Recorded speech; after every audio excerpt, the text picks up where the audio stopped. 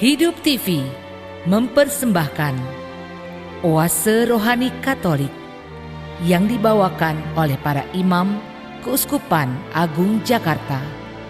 Selamat menyaksikan. Para sahabat Oase Rohani Katolik yang terkasih, apa kabar Anda semua?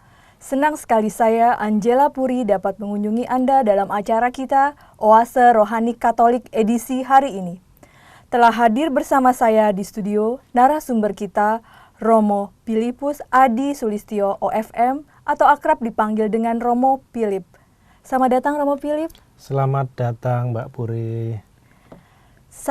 Para sahabat Oase Rohani Katolik yang terkasih, mari kita buka acara ini dengan doa pembukaan yang dipimpin oleh Romo Pilip. Marilah kita berdoa dalam nama Bapa dan Putra dan Roh Kudus. Amin. Allah Bapa, Bapa kami yang penuh belas kasih dan kemurahan. Bapa yang penuh cinta dan belas kasihan. Kembali kami menghadap kepadamu, memohon seraya berseru, sudilah Engkau mengampuni segala dosa dan kesalahan, pelanggaran dan ketidaktaatan kami terhadap-Mu. Semoga seruan yang disampaikan oleh Nabi Daniel pada hari ini sungguh-sungguh menggugah kami untuk kembali kepadamu, kembali kepada cinta yang terbuka dari-Mu. Semoga Bapa, dengan cinta yang Kau curahkan kepada kami, belas kasih dan pengampunan yang Kau limpahkan ke dalam diri kami pun sanggup untuk berbelas kasih, bermurah hati, penuh pengampunan dan cinta kepada orang-orang yang ada di sekitar kami. Semoga kami semakin hari semakin mampu untuk meneladani Engkau Bapa yang adalah penuh belas kasih, penuh kemurahan. Semoga sabda Yesus sungguh-sungguh tinggal di dalam hati kami, menguatkan kami, dan mendorong kami untuk semakin hari semakin mampu menjadi anak-anak-Mu yang sejati. Anak-anak yang sungguh-sungguh mampu dan meneladani Bapanya. Kemuliaan kepada Bapa dan Putra dan Roh Kudus. Seperti pada permulaan, sekarang, selalu, dan sepanjang segala abad. Amin. Dalam nama Bapa dan Putra dan Roh Kudus. Amin. Para sahabat Oase Rohani Katolik yang terkasih, saya akan membacakan bacaan dari Nubuat Daniel bab 9 ayat 4b sampai 10. Ah Tuhan Allah yang maha besar dan dahsyat, yang memegang perjanjian dan kasih setia terhadap mereka yang mengasihi Engkau, serta berpegang pada perintah-Mu. Kami telah berbuat dosa dan salah. Kami telah berlaku fasik dan telah memberontak. Kami telah menyimpang dari perintah dan peraturan-Mu. Kami pun tidak taat kepada hamba-hamba-Mu para nabi yang telah berbicara atas nama-Mu, kepada raja-raja kami, kepada pemimpin-pemimpin kami, kepada bangsa-bangsa, kepada bapa-bapa kami, dan kepada segenap rakyat negeri. Ya Tuhan, Engkaulah yang benar. Patutlah kami malu seperti pada hari ini, kami orang-orang Yehuda, penduduk kota Yerusalem, dan segenap orang Israel, mereka yang dekat dan mereka yang jauh, di segala negeri kemana Engkau telah membuang mereka oleh karena kami berlaku murtad kepada Engkau. Ya Tuhan, kami, raja-raja kami, pemimpin-pemimpin kami, dan bapa-bapa kami patutlah malu, sebab kami telah berbuat dosa terhadap Engkau. Pada Tuhan Allah kami ada belas kasih dan pengampunan, walaupun telah memberontak terhadap Dia dan tidak mendengarkan suara Tuhan Allah kami yang menyuruh kami hidup menurut hukum yang telah diberikannya kepada kami dengan perantaraan para nabi, hamba-hambanya. Demikianlah sabda Tuhan. Syukur kepada Allah. Mazmur tanggapan. Tuhan tidak memperlakukan kita setimpal dengan dosa kita. Tuhan tidak memperlakukan kita setimpal dengan dosa kita. Janganlah perhitungkan kepada kami kesalahan nenek moyang. Kiranya rahmat-Mu segera menyongsong kami, sebab sudah sangat lemahlah kami. Tuhan tidak memperlakukan kita setimpal dengan dosa kita. Demi kemuliaan-Mu, tolonglah kami, ya Tuhan penyelamat. Lepaskanlah kami dan ampunilah dosa kami oleh karena nama-Mu. Tuhan tidak memperlakukan kita setimpal dengan dosa kita. Biarlah sampai ke hadapan-Mu keluhan orang tahanan, sesuai dengan kebesaran lengan-Mu, biarkanlah hidup orang-orang yang ditentukan untuk mati dibunuh. Tuhan tidak memperlakukan kita setimpal dengan dosa kita. Maka kami umat-Mu dan kawanan domba gembalaan-Mu akan bersyukur kepadamu untuk selama-lamanya dan akan memberitakan puji-pujian bagi-Mu turun-temurun. Tuhan tidak memperlakukan kita setimpal dengan dosa kita. Para sahabat oase rohani Katolik yang terkasih, mari kita siapkan hati kita untuk bacaan Injil. Terpujilah Kristus Tuhan, Raja mulia dan kekal. Terpujilah Kristus Tuhan, Raja mulia dan kekal. Sabda-Mu ya Tuhan adalah roh dan kehidupan. Engkau mempunyai sabda kehidupan kekal. Terpujilah Kristus Tuhan, Raja mulia dan kekal. Tuhan sertamu. Dan sertamu juga. Inilah Injil Yesus Kristus menurut Lukas. Dimuliakanlah Tuhan. Yesus berkata kepada murid-murid-Nya, "Hendaklah kamu murah hati, sebagaimana Bapamu adalah murah hati.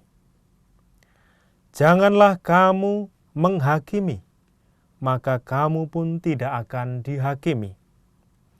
Dan janganlah kamu menghukum, maka kamu pun tidak akan dihukum.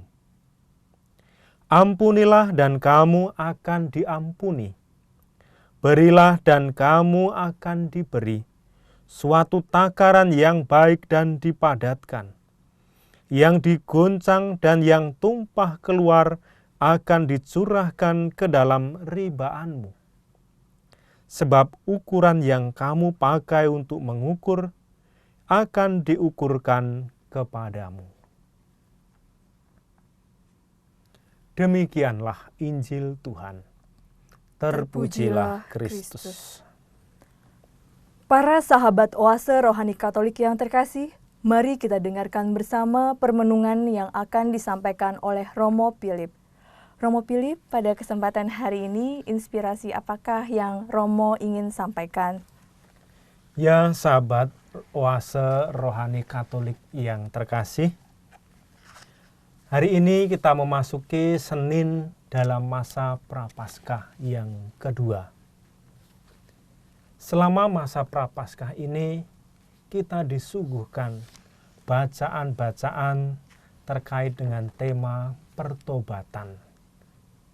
Selain itu, kita juga disuguhkan tentang bagaimana Allah sungguh-sungguh begitu mengasihi kita umat-Nya. Maka Allah selalu membuka pintu belas kasihan, pintu maaf dan pengampunan bagi kita. Dalam bacaan pertama dan bacaan kedua, di sana kita dapat melihat bagaimana Allah digambarkan sebagai Allah yang penuh belas kasih, Allah yang begitu bermurah hati. Yesus sendiri menekankan, mengingatkan, hendaklah kamu murah hati sebagaimana Bapamu adalah murah hati. Kenapa demikian? Karena jelas di dalam Yesus Kristus kita diangkat menjadi anak-anak Allah sendiri. Sebagai seorang anak, tentulah kita harus memiliki sifat-sifat, memiliki kepribadian sebagaimana Bapa. Ada istilah atau pepatah yang mengatakan buah jatuh tidak jauh dari pohonnya. Karena kita anak-anak Allah, maka sifat-sifat Allah itu hendaknya juga menjadi DNA kita, menjadi bagian dari hidup kita. Dan hari ini kita diajak untuk itu. Nah, pada kesempatan ini saya persilahkan kepada Mbak Puri, barangkali ada pertanyaan-pertanyaan yang mungkin mau dipakai atau kita gunakan untuk mendalami sabda Tuhan pada hari ini. Sehingga dengan itu kita dapat bermenung bersama, merefleksikan bersama apa yang Tuhan kehendaki atas hidup kita hari ini. Ya, terima kasih Romo. Dalam bacaan pertama, kitab Daniel, disampaikan oleh Daniel sendiri bahwa bangsa Israel itu telah banyak melakukan kesalahan dan pelanggaran. Nah, di sini Nabi Daniel mencoba untuk mengakui kesalahan yang telah dilakukan oleh bangsanya. Sebenarnya apakah maksud dari bacaan pertama ini ya, Romo ya? Ya, baiklah sahabat puase rohani Katolik yang terkasih. Hari ini kita coba bagi dalam 2 sesi. Pada sesi pertama kita akan mencoba mengulas dari bacaan pertama dari nubuat Nabi Daniel. Dalam bacaan pertama, di sana diungkapkan tentang keluh kesah Daniel mengenai umat Israel, bangsa Yehuda, umat Yerusalem yang tidak setia kepada Allah. Pada masa Nabi Daniel, bangsa Yehuda, Israel dan penduduk Yerusalem sedang mengalami masa-masa pembuangan, terutama pembuangan di Babel. Pada waktu itu Babel sedang dipimpin oleh Raja Nebukadnezar. Yeah. Nah, pada masa pembuangan ini Daniel mengingatkan, kenapa bangsa Israel sampai mengalami peristiwa yang cukup tragis ini. Mereka diasingkan, dibuang, dideportasi dari negerinya sendiri. Daniel mengingatkan, ini semua karena salah dan dosa-dosa kita. Salah dan ketidaktaatan kita kepada Allah. Maka Daniel mengingatkan, kita ini orang berdosa, ini hukuman dari Allah. Maka mari kita bertobat, mari kita kembali kepada Allah. Ketidaksetiaan kita, ketidaktaatan kita kepada Allah yang membuat kita akhirnya ditinggalkan oleh Tuhan dan akhirnya kita dibuang dari tanah air kita. Nah, itu yang hendak disampaikan Daniel.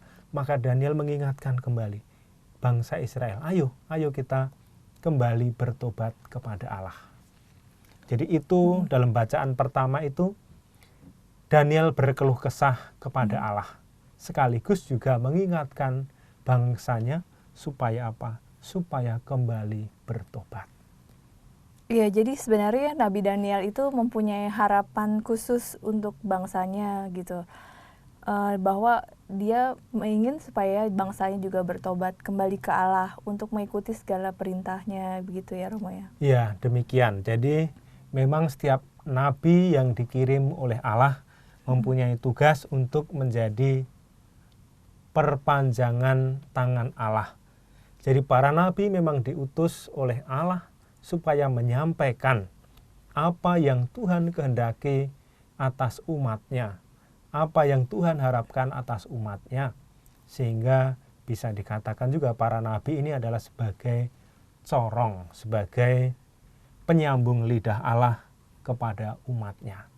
Dan memang setiap kali nabi-nabi ini diutus pada masanya supaya apa? Supaya bangsa atau supaya umat Allah, bangsa Yehuda, Israel dan penduduk Yerusalem kembali kepada Allah dengan pertobatan mereka. Dan memang setiap nabi pasti punya tugas yang sama, yakni mempertobatkan umat dari dosa dan kesalahannya. Iya. Cuman di sini kita melihat sikap Nabi Daniel yang sangat rendah hati. Dia sangat memohon kepada Allah untuk berbelas kasihan terhadap bangsa Israel ya Romo ya. Nah kalau begini dari sini kita bisa melihat bahwa Daniel ini mempunyai talenta tersendiri gitu mungkin. Apa dia memang apakah ada tugas khusus selain yang diberikan untuk mengingatkan bangsa Israel untuk bertobat? Saya menangkap apa yang Mbak Puri maksudkan, bahwa setiap nabi yang Tuhan utus, setiap nabi yang Allah hadirkan di tengah umatnya pasti punya tugas yang sama, secara umum sama, bahwa setiap kali umat Israel, umat Allah ini meninggalkan Allah melalui jalan yang sesat atau mereka berbuat dosa, Allah mengirim utusannya melalui para nabi. Dan Daniel ini memang khusus dihadirkan oleh Allah, terutama dalam masa pembuangan di Babel. Yeah. Dan memang kalau kita lihat atau kita baca kisah-kisahnya, ya sungguh menarik ya. Daniel ini diberi Allah kemampuan untuk menafsirkan mimpi, terutama mimpi Raja Nebukadnezar. Juga Daniel ketika dimasukkan ke kandang singa, tidak satupun singa yang menyentuh Daniel. Artinya apa? Bahwa Tuhan menyertai orang-orang yang diutusnya. Tuhan pasti memberi kuasa, kemampuan kepada orang-orang yang diutusnya untuk kembali itu tadi, mengingatkan umatnya supaya bertobat kembali kepada Allah.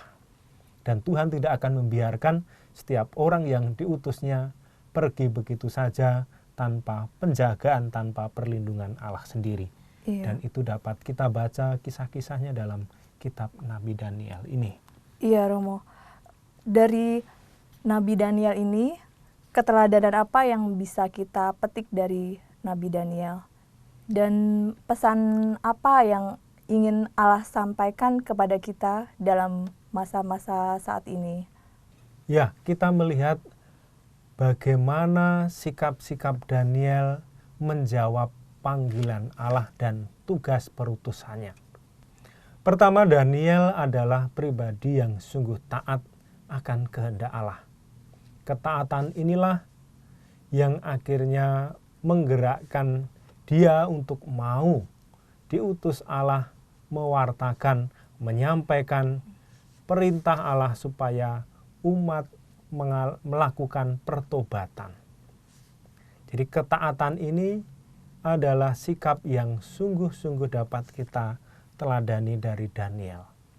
Dia tidak gentar, dia tidak takut, dia berani untuk menyuarakan apa yang Allah sendiri kehendaki, menyuarakan kebenaran. Maka bolehlah kita belajar dari Daniel sikap ketaatan ini. Dan sikap yang kedua adalah sikap kerendahan hati. Ketika Daniel diutus Allah kepada umatnya, dia menjalankan itu dengan sungguh-sungguh, dan dia dengan tekun, dengan setia, dengan sabar dia mau menyerukan pertobatan. Dia dengan kesetiaan dan kerendahan hati mau menyampaikan apa yang Tuhan sampaikan kepada umatnya. Dan Daniel sendiri ingat bahwa Allah yang ia imani, Allah yang bangsanya imani juga adalah Allah yang penuh belas kasih, Allah yang penuh pengampunan. Maka dalam bagian-bagian pertama, Daniel tadi mengingatkan dosa-dosa dan kesalahan bangsanya. Tetapi pada bagian akhir Daniel mengingatkan, Allah kita adalah Allah yang penuh belas kasih, Allah yang penuh pengampunan. Kalau kita melihat kembali sejarah karya keselamatan Allah, bahwa bangsa Israel seringkali bertobat, lalu berdosa lagi, bertobat, berdosa lagi, bertobat, berdosa lagi. Artinya apa? Bahwa Allah itu membuka pintu maafnya, membuka pintu belas kasihannya, tiada batas. Seringkali kita mengatakan kesabaran itu ada batasnya. Tetapi bagi Allah kesabaran, cinta dan kemurahan hati tidak terbatas. Maka Daniel ingat itu. Selain mengingatkan dosa dan kesalahan umat Israel, Daniel juga mengingatkan Allah kita adalah Allah yang penuh belas kasih, Allah yang penuh pengampunan. Maka mari kita kembali kepadanya. Maka ketaatan dan kerendahan hati Daniel untuk melaksanakan kehendak Allah ini, mari kita teladani, mari kita contoh. Dan yang ketiga, Daniel menjalankan tugas perutusannya ini dengan penuh keberanian, penuh kepercayaan bahwa Tuhan akan menyertai dia. Sehingga ketika Daniel diancam untuk dimasukkan ke kandang singa, dia tidak gentar. Dan ketika Daniel menafsirkan mimpi Raja Nebukadnezar, dia dapat menafsirkan mimpi itu dengan memuaskan Raja Nebukadnezar. Artinya apa? Bahwa Daniel berani dan yakin menyerahkan diri sepenuhnya akan penyelenggaraan dan penyertaan Allah, terutama dalam tugas perutusannya itu. Maka apa yang dapat kita takutkan, apa yang dapat kita cemaskan?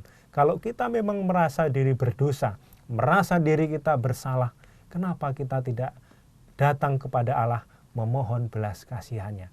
Karena apa? Dalam diri Allah tidak ada batas kesabaran. Dalam diri Allah tidak ada batas pengampunan. Dalam diri Allah tidak ada batas belas kasihan. Pintu maaf terbuka lebar, pintu belas kasihan terbuka lebar. Maka kita diingatkan oleh Daniel hari ini. Mari kita kembali kepada Allah meskipun kita bersalah, meskipun kita berdosa, kita bertobat.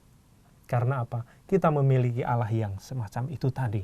Allah yang penuh belas kasih, yang penuh kemurahan, dan penuh belas kasihan.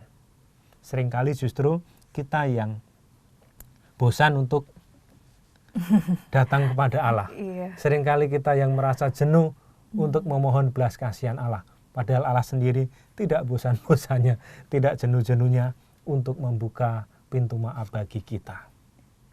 Begitu Mbak Puri ya. Iya, Allah sudah menunggu kita untuk selalu bertobat. Dan sebaiknya dari sikap Daniel ini, apa yang dapat kita terapkan Romo di dalam masa Prapaskah ini? Ya, dalam masa Prapaskah ini jelas ya bahwa masa Prapaskah adalah masa pertobatan. Jadi seruan Daniel ini kiranya juga menjadi seruan bagi kita seperti yang saya katakan tadi. Bahwa seruan Daniel ini bukan hanya untuk umat Israel, bangsa Yehuda, tetapi juga untuk kita semua, untuk gereja. Supaya apa? Gereja kembali bertobat, gereja kembali kepada Allah. Jangan takut, Allah membuka pintu maafnya. Dan seruan Daniel juga tadi tentu juga berlaku bagi kita. Pada Tuhan Allah kami ada belas kasih dan pengampunan. Walaupun telah memberontak terhadap Dia dan tidak mendengarkan suara Tuhan Allah kami, yang menyuruh kami hidup menurut hukum yang telah diberikannya kepada kami dengan perantaraan nabi hamba-hambanya. Jadi kita diingatkan, sekali lagi saya katakan, pintu maaf dari Allah terbuka lebar. Pintu belas kasihan dari Allah terbuka lebar. Maka jangan sia-siakan kesempatan ini. Masa Prapaskah ini adalah masa pertobatan. Masa di mana kita diajak untuk kembali membangun diri, merekonstruksi diri supaya apa? Supaya hidup kita kembali menjadi semakin baik, menjadi semakin menyerupai Allah sendiri. Karena sebagaimana kita diciptakan, kita adalah citra Allah. Maka sebagai citra, kita kembali memperbarui supaya apa? Kita memiliki sikap-sikap, memiliki karakter-karakter seperti Allah sendiri. Allah yang berbelas kasih, Allah yang penuh pengampunan. Iya, baik Romo, dari awal tadi Romo sudah mengingatkan kita bahwa kita ini adalah anak-anak Allah. Jadi kita harus mempunyai sifat yang sama dengan Allah, DNA. Dan di sini kita diajak untuk selalu bertobat untuk menuju ke sifat-sifat Allah itu sendiri ya Romo ya. Jadi seruan Nabi Daniel ini juga baik juga untuk kita juga, untuk di masa Prapaskah ini untuk juga bertobat dan kembali bersifat seperti Allah gitu ya Romo ya. Iya, jadi kita kalau saudara-saudari muslim itu sering menggunakan istilah kembali ke fitrah. Jadi mari kita kembali kepada citra diri kita yang utama, yakni citra Allah itu sendiri. Iya. Maka untuk dapat kembali ke sana apa? Yang perlu kita lakukan pertobatan. Iya. Maka seruan Daniel tadi, seruan kepada kita juga supaya apa? Mari kita bertobat. Iya, baik sekali Romo. Romo Philip, kita akhiri dulu sesi pertama ini di sini. Nanti kita lanjutkan lagi perbincangan kita. Para sahabat Oase Rohani Katolik yang terkasih, kami masih akan kembali lagi. Jangan kemana-mana, tetaplah bersama kami. Hidup TV mempersembahkan Oase Rohani Katolik yang dibawakan oleh para imam Keuskupan Agung Jakarta. Selamat menyaksikan. Para sahabat Oase Rohani Katolik yang terkasih, terima kasih masih bersama kami di acara Oase Rohani Katolik edisi hari ini. Masih bersama dengan Romo Filipus Adi Sulistyo OFM dan saya Angela Puri. Bagi Anda yang ingin menyampaikan pertanyaan, kami persilahkan untuk menghubungi kami di nomor HP 0882 9019 0900 atau melalui alamat email kami di orkkaj@yahoo.com. Mari kita lanjutkan perbincangan kita. Ya Romo Philip, di sesi kedua ini, hal-hal menarik apakah yang Romo ingin sampaikan? Ya, sahabat Oase Rohani Katolik yang terkasih.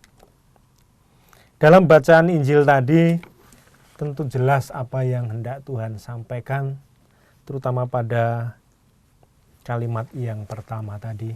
Di sana dikatakan, hendaklah kamu murah hati, sebagaimana Bapamu adalah murah hati.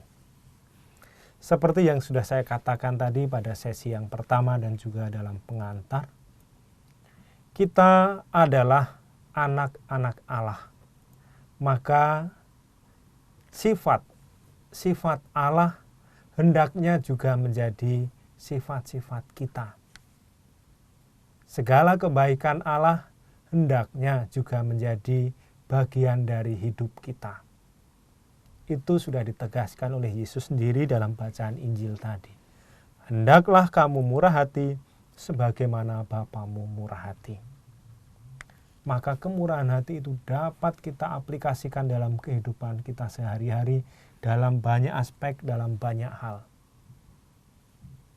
Kalau kita bermurah hati, kalau kita sudah menjadi pribadi yang sungguh mampu untuk berbagi, maka niscaya kita sudah semakin hari semakin mampu atau berusaha untuk semakin mendekatkan diri kepada Bapa kita. Supaya kita semakin mirip dengan Bapa kita. Seorang anak tentu memiliki karakter dan sifat-sifat seperti bapaknya. Memiliki kemiripan-kemiripan seperti bapaknya. Maka kita diingatkan, kamu adalah anak-anak Allah. Maka hendaklah kamu menjadi seperti Allah sendiri. Begitu kira-kira yang dapat kita renungkan, dapat kita petik dari apa yang Tuhan kehendaki dalam hidup kita melalui bacaan hari ini. Tentu banyak hal atau banyak aspek yang dapat kita gali bersama, Mbak Puri. Iya, Yesus sudah mengajarkan kita untuk bermurah hati seperti Bapa di surga murah hati. Dan juga dalam bacaan pertama kita diingatkan untuk untuk mengakui segala kesalahan kita. Romo, di sini kita melihat bahwa ada hal yang agak berbeda dari bacaan 1 dan bacaan Injil. Apakah ada keterkaitannya ya Romo ya? Ya, tentu saja dalam bacaan pertama dengan bacaan Injil ini ada benang merah yang hendak disampaikan ya. Yang pertama tadi, kalau kita dapat menemukan dari bacaan pertama atau mengamati dari bacaan pertama tentang dosa dan kesalahan kita, tetapi di satu sisi Allah tidak menghakimi kita. Allah membuka pintu maaf kepada kita. Maka pada bacaan yang kedua ini tentunya juga senada. Allah bermurah hati, maka kita harus bermurah hati. Di sini dikatakan tadi, janganlah kamu menghakimi, maka kamu pun tidak akan dihakimi. Artinya apa? Kita juga harus bermurah hati. Kalau kita ingin berharap bahwa Allah bermurah hati kepada kita, kita juga harus bermurah hati kepada sesama.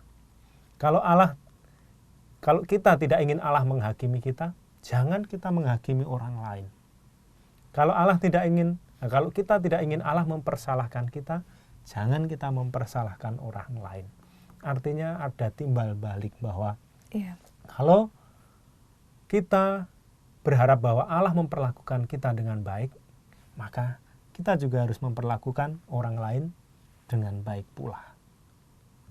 Jadi kemurahan hati Allah harus kita imbangi juga dengan kemurahan hati kita kepada sesama. Kita berdosa, Allah memaafkan, maka kita juga harus memaafkan orang-orang yang bersalah kepada kita. Seperti dalam doa Bapa kami, di sana dikatakan, ampunilah kami seperti kami pun mengampuni. Iya Romo. Iya, berarti kemurahan hati Allah ini sangat luas maksudnya ya Romo ya? Iya, kemurahan hati Allah ini sungguh-sungguh sangat luas. Bukan maksud ya, tetapi memang sungguh-sungguh sangat luas, sangat terbuka kepada siapapun. Iya. Selain itu Romo, selain kemurahan hati dalam hal memberi, apakah ada hal lain kemurahan hati gitu? Seperti mengampuni, apakah mengampuni itu juga termasuk kemurahan hati, Romo? Ya, kemurahan hati ini bukan hanya soal bagaimana kita memberi hal-hal yang sifatnya material ya. Kita mungkin memiliki dua baju, kita beri satu baju untuk orang lain, itu juga kemurahan hati. Kita punya 2 roti, kita satu bagikan kepada yang lain, itu juga kemurahan hati. Tetapi bukan hanya soal itu. Kemurahan hati dapat ditampakkan juga dari bagaimana kita bersikap terhadap yang lain. Kalau kita mengampuni orang yang bersalah kepada kita memaafkan orang yang bersalah kepada kita, itu juga kemurahan hati. Bahwa artinya kita bukan menjadi orang yang pendendam. Kita tidak menjadi orang yang menyimpan kesalahan orang lain. Tetapi kita bermurah hati dengan memaafkan setiap orang yang bersalah kepada kita. Jadi Tuhan sendiri katakan tadi toh, janganlah kamu menghakimi maka kamu tidak akan dihakimi. Jadi kalau Allah ingin berbelas kasih, bermurah hati, memberikan pengampunan. Jadi kalau Allah memberikan pengampunan kepada kita, berarti kan Allah itu sungguh bermurah hati kepada kita tuh, maka kita juga harus bermurah hati kepada sesama. Dan janganlah kamu menghukum, maka kamu tidak akan dihukum. Artinya bahwa kalau kita tidak ingin Allah menghukum kita atas segala dosa dan kesalahan kita, seperti bacaan pertama tadi diingatkan bahwa kita bersalah, Allah membuka pintu maafnya. Maka kita juga harus membuka pintu maaf, tidak menghukum orang yang bersalah kepada kita. Ampunilah, maka kamu akan diampuni. Jadi Allah sungguh-sungguh mengampuni, bermurah hati, berbelas kasih. Maka atas dasar apa kita tidak mau mengampuni sesama? Atas dasar apa kita tidak mau berbelas kasih kepada sesama? Begitu Mbak Puri ya. Iya Romo, dalam bacaan Injil kita diingatkan pesan tabur tuai dalam hal menghakimi dan menghukum. Apakah maksudnya? Bagaimana jika kita melihat ada hal yang kurang tepat, itu bagaimana ya Romo ya? Ya, seringkali dalam kehidupan kita di masyarakat, kehidupan kita di rumah tangga, di keluarga, tentu kita pernah melihat ya suatu hal yang kita rasa itu salah, suatu hal yang kita rasa itu tidak benar dan tidak baik, tetapi tetap dilakukan oleh orang-orang yang ada di sekitar kita. Maka apa yang sebaiknya kita lakukan? Kita sebagai orang-orang yang beriman kepada Yesus, beriman kepada Kristus sebagai Tuhan dan Juru Selamat, tentu kita harus meneladani apa yang Tuhan Yesus sendiri lakukan. Kita ingat bagaimana waktu Yesus dipaku pada kayu salib. Dia mendoakan orang-orang yang menyakiti dia, mendoakan orang-orang yang menyalibkan dia. Maka ketika kita melihat kesalahan yang ada pada diri sesama kita, maka jelas apa yang dikatakan gini, jangan sampai kita menghakimi mereka, menjudge mereka. Jangan sampai kita akhirnya menghukum mereka. Menghukum itu banyak hal ya, akhirnya kita mengucilkan mereka, akhirnya kita menjelek-jelekan mereka, itu kan sebuah tindakan menghukum juga. Maka sebaiknya bagaimana? Ya, seperti Kristus sendiri kita doakan. Semoga orang-orang yang kita rasa menyimpang dari jalan Tuhan, kita seperti Daniel tadi, kita mendoakan mereka. Jangan menghakimi, jangan menuduh, jangan menjudge mereka. Sebab itu bukan tindakan belas kasih, itu bukan tindakan kemurahan hati. Di samping itu kita juga dapat mengingatkan. Menolong mereka dengan mengingatkan itu berbeda dengan jika kita menghakimi. Seringkali yang terjadi adalah kita menghakimi, bukan menolong dengan mengingatkan, bukan membantu dengan memberitahu, tetapi seringkali kita menuduh, menghakimi, bahkan dengan kata-kata yang kasar. Itu bukan sikap anak-anak Allah. Itu bukan karakter Allah sendiri. Padahal Allah sendiri melalui para nabi mengingatkan umatnya, umat yang menyimpang dari jalan yang telah ditentukan Allah, yang ditunjukkan Allah dengan penuh cinta, dengan penuh belas kasih. Maka kita mengingatkan sesama pun juga harus bertindak serupa. Tidak boleh kita memarah-marahi, memaki-maki, mengkafir-kafirkan, menjudge mereka dengan kata-kata yang kasar. Itu kan sama dengan yang dikatakan tadi. Berarti kita menghukum mereka, berarti kita menghakimi mereka, berarti kita tidak berbelas kasih kepada mereka. Dan itu sungguh bertentangan dengan apa yang Tuhan kehendaki. Maka kalau kita memang berbelas kasih, kita bantu, kita ingatkan. Oh, kalau caranya bagaimana ya Romo ya? Ya, kalau kita tahu bahwa itu kesalahan yang memang kita lihat, kita ketahui, baiklah kita berbicara. Kalau memang dia tidak mau mendengarkan kita, panggil orang lain. Kita berbicara bertiga, berempat, akhirnya apa? Supaya dia terbuka matanya, terbuka hatinya, sehingga apa yang dikatakan di sana bahwa kita dapat merebut dia kembali. Merebut apa? Merebut dia dari kuasa kegelapan itu. Oh, ya. Maka di situ tadi, hukum cinta kasih, hukum belas kasihlah yang akhirnya harus dikedepankan, yang harus diutamakan. Jadi tentu yang Tuhan katakan tadi jelas sekali ya. Nah, seringkali ya kita bertindak sebaliknya, seperti yang saya katakan tadi. Kalau ada yang bersalah kita langsung memaki-maki. Kalau ada yang salah bahkan seringkali kita langsung main tangan. Atau banyak sekali lah tindakan-tindakan yang dapat kita jumpai atau kita temukan dalam kehidupan kita dewasa ini. Di media sosial banyak kita melihat kasus-kasus kekerasan, kasus-kasus penganiayaan. Karena apa? Ya karena merasa kita benar, orang lain salah. Sehingga kita punya hak untuk menghakimi sesama. Itu tidak demikian adanya.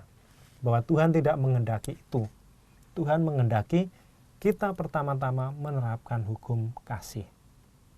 Jadi kalau kita tidak menerapkan hukum kasih, ya kita jangan berharap bahwa Allah berbelas kasih juga kepada kita. Sehingga kalau kita ditanya, Tuhan kasihanilah aku.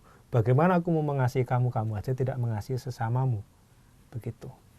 Iya Romo, lalu bagaimana Romo kalau misalnya kita sudah melakukan kesalahan nih ya, kita menghakimi orang lain gitu, kita menghukum orang lain gitu, itu apakah nanti kita juga akan dihakimi dan dihukum oleh orang lain ya Romo ya? Karena kan di sini jangan kamu menghakimi, maka kamu pun tidak akan dihakimi. Kalau kita sudah melakukan kesalahan, kita menghakimi orang lain gitu.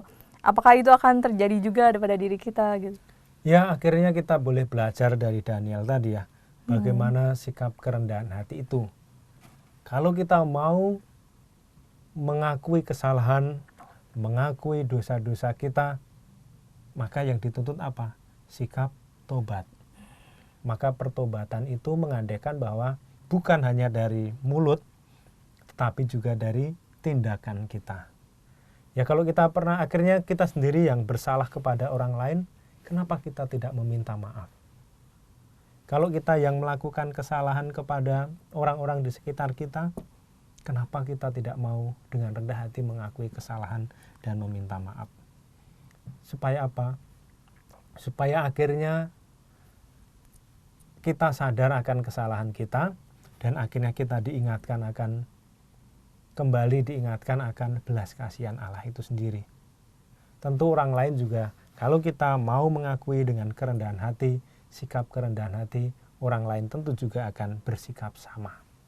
Jadi apa yang ingin orang lain perbuat untuk saya, kita juga harus perbuat kepada orang lain juga. Demikian. Ya, jadi mari kita ingat akan sabda Tuhan hari ini. Kalau kita ingin Allah berbuat baik kepada kita, kita berbuat yang sama kepada orang lain. Jadi disitulah hukum saling itu, kesalingan atau apa ya. Dimana kalau kita berbuat baik, tentu orang lain akan berbuat baik. Dan kalau kita berbuat baik kepada orang lain, tentu Allah akan berbuat baik kepada kita. Atau sebaliknya, karena Allah sudah berbuat baik kepada kita, Allah sudah berbelas kasih kepada kita, kita juga berbelas kasih dan berbuat baik kepada orang lain. Iya Romo.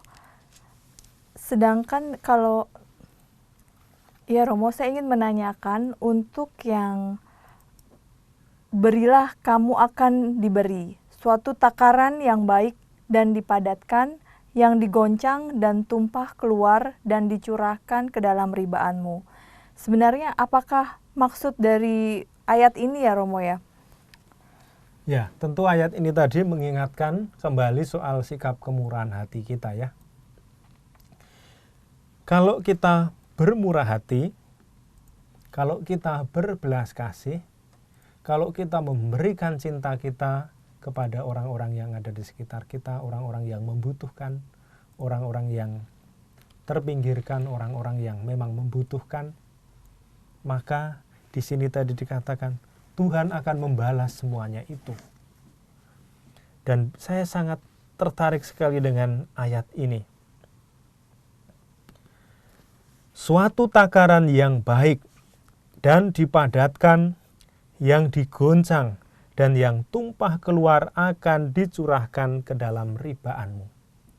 Maka kalau kita bermurah hati, kita berbelas kasih kepada orang lain, maka Tuhan akan membalas kebaikan itu, akan memberikan kebaikan itu kepada kita.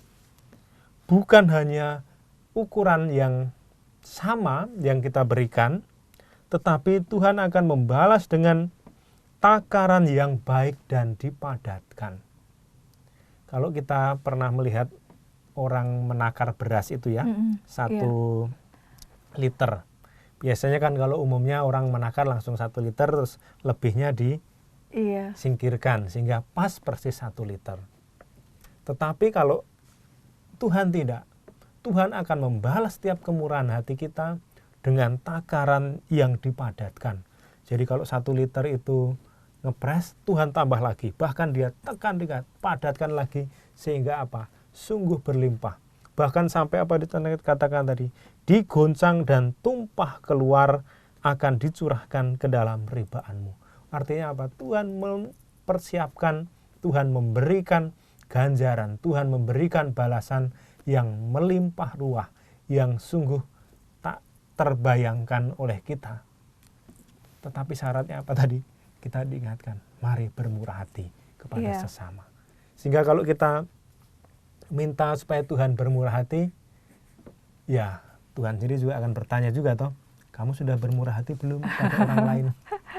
Kalau kita minta, Tuhan kasihanilah aku, Tuhan juga akan bertanya, lah kamu sudah belas kasih belum pada orang lain? Ya begitulah istilahnya, gambaran kita manusia bahwa untuk dapat memperoleh belas kasihan dari Allah, kita harus berbelas kasih. Untuk dapat memperoleh kemurahan hati Allah, kita harus bermurah hati. Jadi nanti Tuhan sendiri yang akan membalas, Tuhan yang akan memberikan suatu takaran yang digoncangkan, yang tumpah keluar akan dicurahkan ke dalam ribaanmu. Sungguh luar biasa janji Tuhan ini.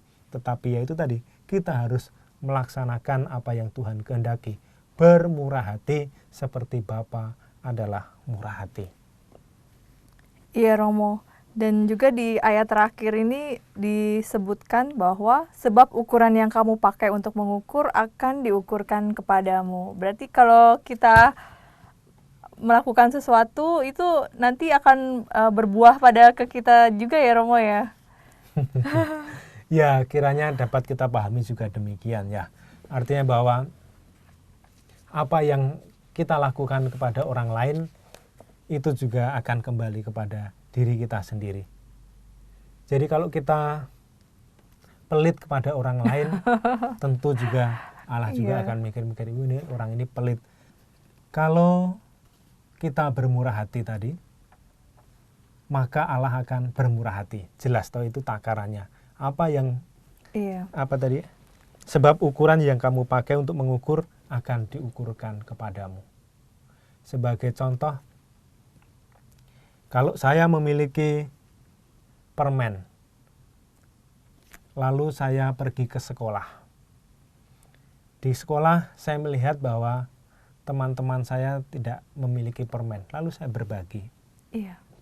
Maka ketika pulang, saya cerita kepada ayah saya, ayah tadi saya berbagi permen kepada teman-teman. Tentu sebagai seorang ayah yang baik, dia akan merasa bersyukur bahwa apa? Anaknya sungguh bermurah hati. Maka tentu ayah yang baik akan memberikan lagi. Nah, ini ayah beri permen lagi, besok dibagi kepada teman-teman yang nggak punya ya. Dan begitu lagi sehingga akhirnya apa? Semakin kita memberi, semakin Allah melimpahkan. Semakin kita berbagi, semakin Allah meluapkan. Maka jelas sekali Tuhan menghendaki kita supaya kalau kita ingin diberi ukuran yang baik, kita buat juga ukuran yang baik kepada orang lain. Kalau kita menghakimi, ya pasti akan dihakimi. Maka jangan kita menghakimi. Ya, itu tadi sekiranya yang Tuhan kehendaki dalam hidup kita. Banyak hal yang seringkali kita lakukan, banyak tindakan yang seringkali kita perbuat, yang justru bertentangan dengan apa yang Tuhan kehendaki. Maka kesempatan kita pada masa Prapaskah ini jelas. Kita belajar, kita diingatkan. Pertama tadi dalam bacaan pertama oleh Nabi Daniel akan pertobatan, akan belas kasih Allah. Dan dalam bacaan Injil tadi, Tuhan sendiri yang mengingatkan kita. Hendaklah kamu murah hati sebagaimana Bapamu adalah murah hati. Jelas toh bahwa kita sebagai anak-anak Allah, kembali saya ingatkan, mari mengikuti atau belajar sifat-sifat Allah. Karena apa? Karena kita diciptakan sebagai citra Allah. Maka kita harus menjadi seperti Allah. Dalam artian apa? Sikap-sikap baik kita harus kita tampakkan, kita tunjukkan, dan kita bagikan kepada orang-orang yang ada di sekitar kita, kepada orang-orang lain. Sehingga apa? Di dalam hidup kita, di dalam tingkah laku kita, orang akan melihat kebaikan Allah. Dan di dalam tingkah laku dan perbuatan kita, kita menghadirkan cinta dan belas kasih Allah. Supaya suatu takaran yang baik, yang dipadatkan dan yang tumpah keluar akan dicurahkan ke dalam ribaanmu.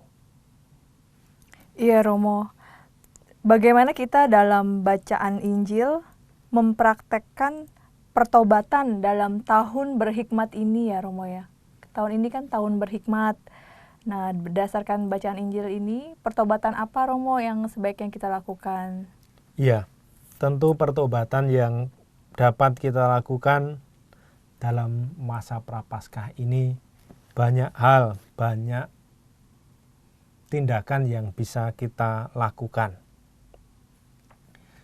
Biasanya kita sebagai umat Katolik ada apa istilahnya itu? APP. Nah, kalau tahun lalu kita berbagi melalui APP itu mungkin belum menunjukkan sikap murah hati. Nah, tahun ini mari kita tingkatkan. Iya. Supaya apa? Semakin bermurah hati. Iya. Semakin lebih baik. Dan bagaimana kita pada masa Prapaskah ini belajar untuk berhikmat. Mari kita menjadi orang-orang yang bersifat reflektif, bukan reaktif. Artinya apa?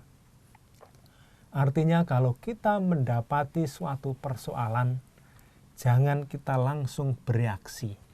Jangan langsung kita menanggapi begitu saja, tanpa mempertimbangkan, tanpa merefleksikan. Karena dengan demikian artinya apa? Kita menjadi orang-orang yang reaktif, orang-orang yang mudah terprovokasi, orang-orang yang mudah terpancing. Tetapi hendaklah kita menjadi seorang yang reflektif. Seorang yang reflektif adalah orang yang merenungkan setiap perkara di dalam hatinya. Baru setelah dia dapat menemukan pencerahan, dia bisa bertindak. Seperti halnya Bunda Maria. Bunda Maria setiap kali ada persoalan, dia merenungkan dalam hati. Tidak langsung menanggapi, tidak langsung bereaksi.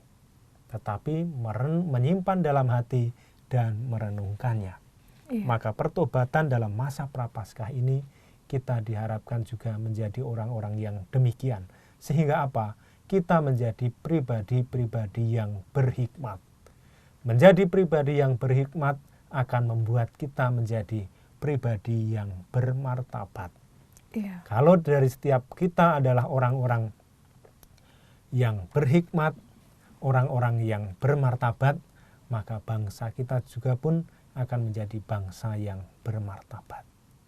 Maka tentu dalam bacaan Injil tadi dapat menjadi pegangan kita, dapat menjadi penolong kita, bagaimana kita menjadi pribadi yang reflektif tadi.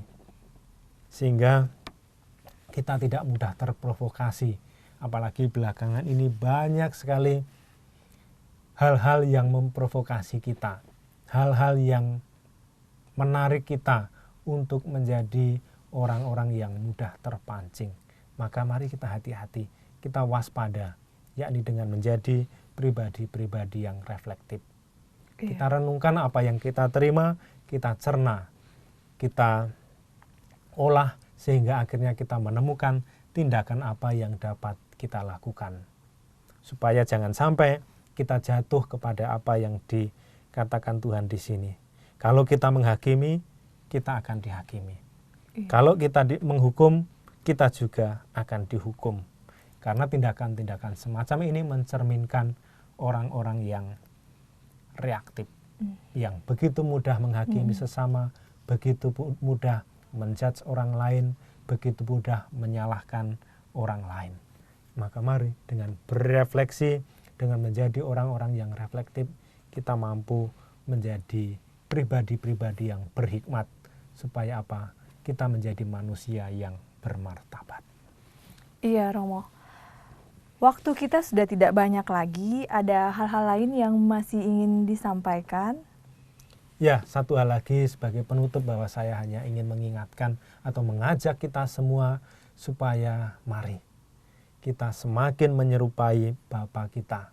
Bapa yang murah hati, Bapa yang penuh cinta, Bapa yang penuh belas kasihan. Sehingga dimanapun kita ada, dimanapun kita berada, bersama siapapun kita tinggal, di situ kita menghadirkan cinta, menghadirkan kasih, dan menghadirkan kemurahan hati Allah sendiri. Tuhan memberkati. Ya, terima kasih Romo atas perbincangan kita hari ini. Para sahabat Oase Rohani Katolik yang terkasih, sayang waktu juga yang membatasi kita. Ada baiknya acara ini kita tutup dengan doa dan berkat melalui Romo Philip.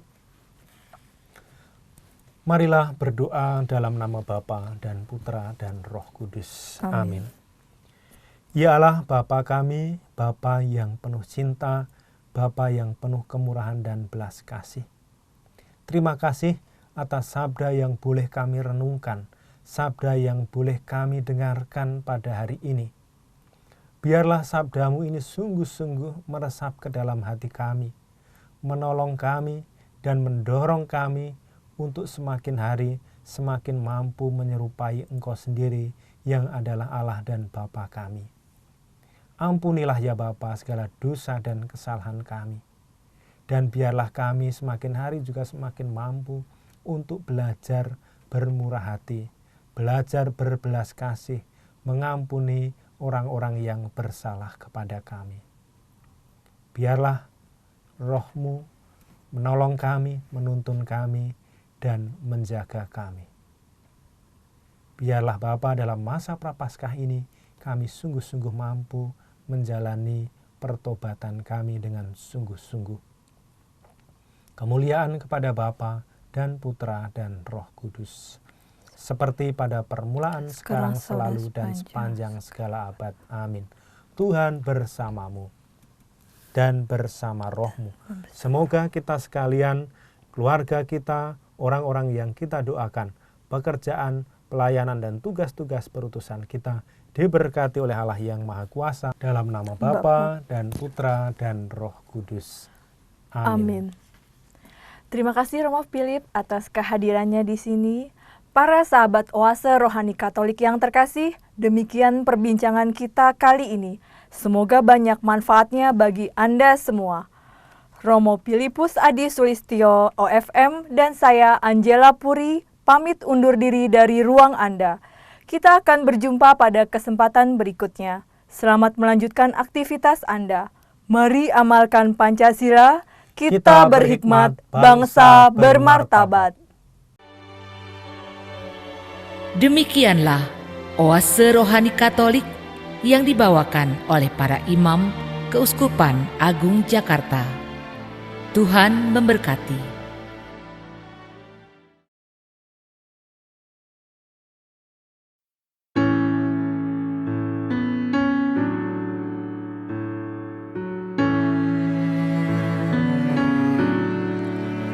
Take me, Lord, into your heart.